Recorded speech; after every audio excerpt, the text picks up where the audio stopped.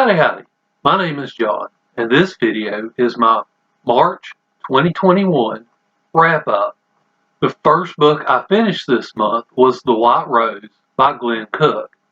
This is the third book in the Black Company series. The book I'm holding is a bind-up of the first three in the series. I did not enjoy this one as much as I did the first two in the series. It's good, it's just I didn't really care for the story as much, and I wound up giving this one 3 stars. This is a read-along sponsored by Mark at Slowly Read, and I'll provide a link to his review of this book in the description below. The next book I finished was Quiet, The Power of Introverts in a World That Cannot Stop Talking by Susan Cain.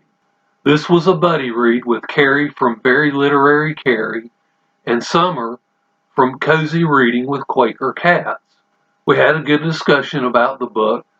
This is a good book. It's well written and researched. It's very easy to read. I gave it 4 stars instead of 5 because there's something that I feel like is missing in this book. I'm just not quite sure what. If you're interested in the subject of extroversion and introversion, this would be a good place to start. The next book is The Highly Sensitive Person by Elaine and Aron. The book I mentioned before, Quiet, has a chapter that very heavily relies on this book. So I went ahead and got a copy of it and read it.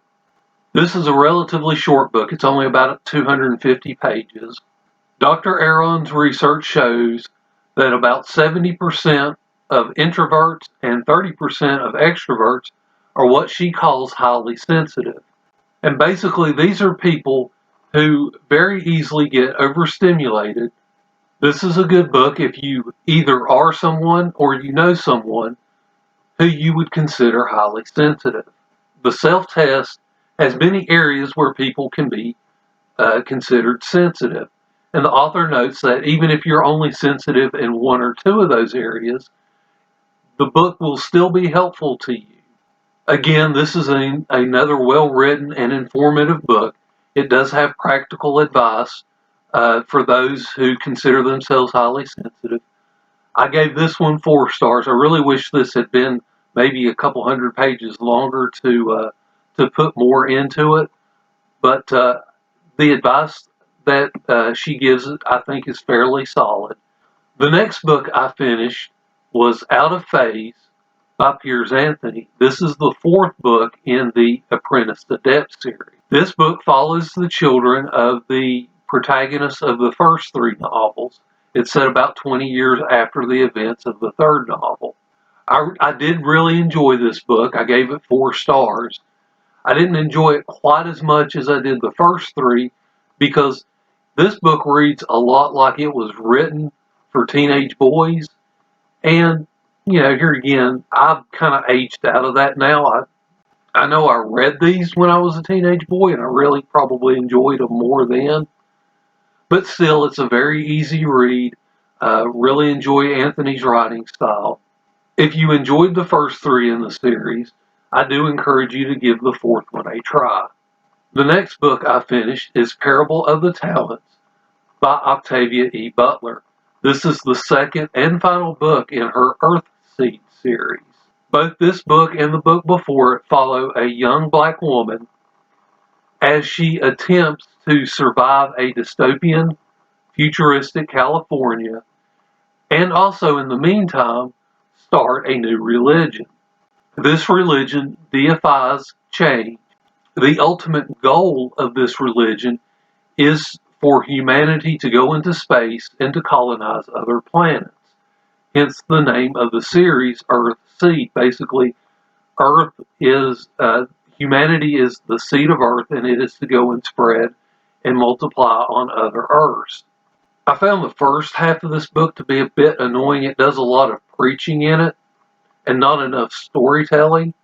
About halfway through the story, a major change comes to this young lady and her followers. And the storytelling really picks up and it becomes a very interesting novel. One of the problems I had with this novel and the one before it is I don't really think this is a believable dystopian world. I don't really think that this world would either have completely collapsed or it would still be more functional than what it is. I'm not really and here again, I may be wrong. I'm certainly not a dystopian expert. But still, I found both of these novels to be very interesting. Subject that you're interested in, I do encourage you to read both of them. The next book I finished was Persuasion by Jane Austen. To be honest, I didn't really care for Austen's writing style in this, and the story can be dull in places.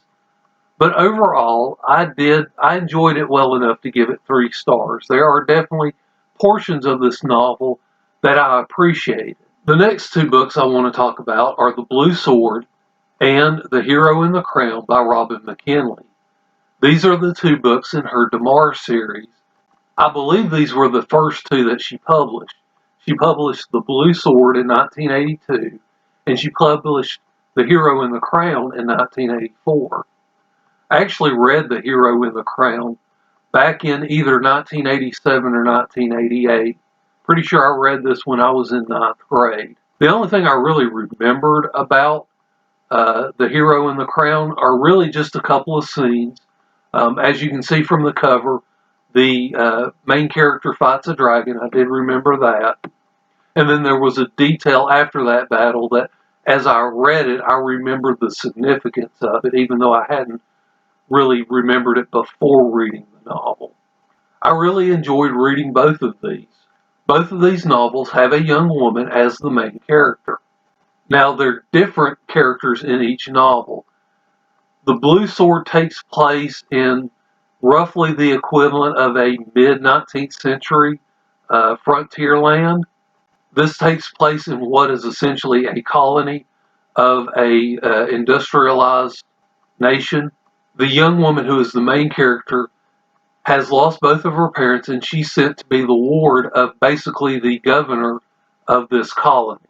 This colony is at the northern border, and north of that are a tribe of hills people, and then even north of that are what are called northerners. They're not quite human. They're basically the evil race that is threatening to invade. Early in the novel, the young woman is kidnapped by the hill people, and she learns their ways. One of the heroes of the hill people is a woman named Aron. Aron's story is told in The Hero in the Crown. Aron is another young woman who is the daughter of the king. I enjoyed both of these novels. I gave them both 4 stars. There are little minor things that in each of these that I didn't really care for. That's why I didn't give it 5. Both of these novels are actually considered children's novels. However, I still think these are mature enough that adults are going to be able to read and enjoy these as well. I know that Robin McKinley has written some other books, and hopefully at some point I will be able to read those books as well.